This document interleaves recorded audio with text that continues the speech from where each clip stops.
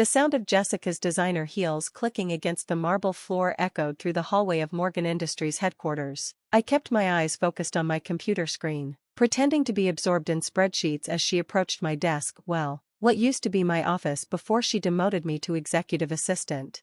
"Olivia, where are the Q3 projections?" she demanded, not bothering with a greeting. "The board meeting starts in 20 minutes. I reached for a perfectly organized folder on my desk. "Right here. I've also included the updated market analysis you asked for, plus the preliminary numbers from our Asian division." She snatched the folder without a word of thanks, flipping through it with manicured fingers. At 32, Jessica Morgenstern was everything I wasn't: tall, polished, and married to one of the most influential tech investors in Silicon Valley. The fact that she was my stepsister seemed almost irrelevant now. "These better be accurate," she muttered. Unlike last time, I bit back a retort. Last time had been her error, not mine, but there was no point arguing. Not anymore. "My name is Olivia Morgan, and until 6 months ago, I was the chief operating officer of Morgan Industries, the technology consulting firm my father had built from nothing. I'd worked my way up from intern to COO over 12 years, learning every aspect of the business while earning my MBA at night, but none of that mattered after Dad's stroke. Jessica had swooped in with her husband James's connections and her mother's influence over our father. Suddenly, the succession plan that had been in place for years disappeared. Instead of me taking over as CEO, the board appointed Jessica, despite her having spent the last decade working in fashion marketing. "Oh, and cancel my lunch with the Riverside team," Jessica added, already turning away. "I have a more important meeting. They've flown in from London specifically to meet with you." I reminded her. "The acquisition dash." I said, "Cancel it." Her voice could have frozen hell itself. "And remember your place, Olivia. You're not COO anymore, you're just the help." As she clicked away down the hall, I allowed myself a small smile. Jessica was so convinced of her own superiority that she never bothered to look closely at what I was actually doing with all those spreadsheets and reports. She had no idea that for the past year, ever since I first noticed her maneuvering for control, I'd been preparing for this exact situation. Later that evening, I sat in my small home office, surrounded by documents that told a very different story than the one Jessica thought she knew. My phone buzzed, a text from Marcus Zhang, our former head of Asia-Pacific operations, who'd retired shortly after Jessica took over. "Everything's ready. Tokyo team is on board." I sent back a thumbs-up emoji, then opened my laptop to check the secure email account I'd set up months ago. One by one, confirmation messages rolled in from key personnel across Morgan Industries' global offices, people Jessica had dismissed as irrelevant, middle managers she never bothered to meet. People who had watched me grow up in this company, who remembered how I'd started in the mailroom during summer breaks, people who'd seen me work alongside them, learning their challenges, understanding their value. A knock at my door interrupted my thoughts. I quickly closed the laptop before calling out, "Come in." It was David Chin, Jessica's husband, James's younger brother, and ironically, one of my closest allies.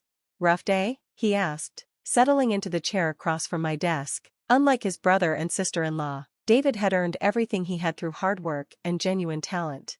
I shrugged. "The usual. Your sister-in-law continues to excel at alienating our most important clients. She canceled the Riverside meeting?" "How did you know?" David smiled grimly. "Because she scheduled lunch with Patterson Holdings instead. James arranged it. They're planning to push through some major restructuring." My heart skipped a beat. Patterson Holdings was known for aggressive cost-cutting and outsourcing. If they were involved.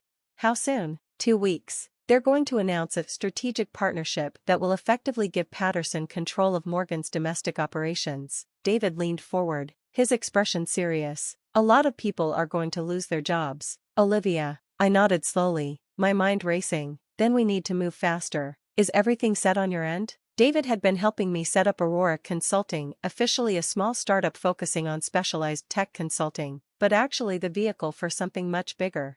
"The infrastructure is ready," he confirmed. "We can go live whenever you give the word. But are you sure about this? Once we start, we can't go back." I finished. "I know, but Jessica and James have left us no choice. They're going to destroy everything my father built, all in the name of short-term profits." I opened my laptop again, showing him the messages I'd received. "We're not the only ones who see it coming. The question is, are you really willing to go against your own brother?" David's face hardened. James stopped being my brother the moment he decided to use Morgan Industries as his personal piggy bank. "I'm with you all the way." The next morning, I arrived at work early, just like always. Jessica might have demoted me, but she still relied on me to keep things running smoothly, which meant I had access to everything: client contacts, project details, internal communications. I was reviewing the morning reports when my phone buzzed. It was Marcus again. Singapore office is secure, regional directors all confirmed, another piece falling into place. While Jessica had been focused on impressing the board with surface-level changes, I'd spent the past year quietly building relationships with our international teams. They'd watched in dismay as she dismantled the company culture Dad had created, replacing experience with cronies and cost-cutting measures. Now they were ready to jump ship, but not to Patterson Holdings. The next week passed in a blur of careful preparation. During the day, I played the perfect assistant, managing Jessica's schedule and handling the endless details she couldn't be bothered with. At night, I coordinated with David and our growing network of allies. The plan was complex but elegant. Morgan Industries' strength had always been its people, the relationships we'd built, the expertise we'd developed. Jessica saw them as expenses to be cut. I saw them as the foundation of something new. It all came to a head sooner than we expected. Jessica burst into the office one morning, her face flushed with anger. "Where's the Singapore team's proposal for the Chintech merger? I need it for the board meeting this afternoon." I blinked innocently. "I sent it to your email last night. Didn't you receive it?" She grabbed my keyboard, pulling up her email. "There's nothing here. This is exactly why I demoted you. You can't handle basic tasks." "That's strange," I said calmly, opening my own email. "I have the confirmation receipt right here. See? Sent at 9:47 p.m. to your private email address." Jessica's face went pale. She'd been using a private email account to communicate with Patterson Holdings, keeping the negotiations off Morgan's servers. She'd never told me about it, but I'd known for months. "How did you?" "Oh, that reminds me," I continued, still in my helpful assistant voice. "Marcus Zhang asked me to give you a message." "Marcus? He retired months ago." I smiled. "Actually, he didn't. He's been quite busy setting up Aurora Consulting's Asia-Pacific headquarters, along with most of our senior team in Singapore, Tokyo, and Seoul." The blood drained from Jessica's face as understanding dawned. "What have you done?" "Me? I'm just the help, remember? I just handle the paperwork. Like the resignation letters from our entire international management team, which should be hitting the board's inboxes right about." Her phone buzzed, then again, and again. "You can't do this," she whispered. "I already have." I stood up, gathering my things. "Oh, and you might want to take a look at the client list for the Patterson Holdings deal. You'll find it's gotten significantly shorter over the past few weeks." As I walked toward the elevator, I heard her screaming for security, but it was too late. The pieces I'd spent a year putting into place were already moving. Phase 1 was complete. Now came the hard part. The next morning, Morgan Industries headquarters was in chaos. Security guards stood at every entrance, checking IDs against a hastily compiled list of approved employees. Jessica had spent the night trying to contain the damage, but she was fighting a battle that had already been lost. I watched it unfold from Aurora Consulting's new offices, a modern workspace in a building just 3 blocks away. David had secured the lease months ago, and we'd been quietly setting up infrastructure while Jessica was focused on her Patterson Holdings deal.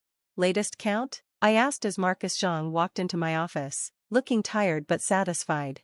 87% of our international staff have confirmed their transitions to Aurora," he reported. "The rest will probably follow once they see we're operational. But that's not the biggest news." He handed me his tablet, showing an email chain. "The Riverside team? After Jessica cancelled their meeting, they reached out to their contacts in our London office. They want to talk to us instead." I smiled, remembering Jessica's dismissal of that unimportant meeting. "Set it up. And make sure David is there. His technical expertise will be crucial." The phone on my desk buzzed. My assistant's voice came through the speaker. "Your father is here." My heart skipped a beat. I hadn't seen Dad since his stroke 6 months ago. Jessica and her mother had made sure of that, controlling his visitors and protecting him from stress.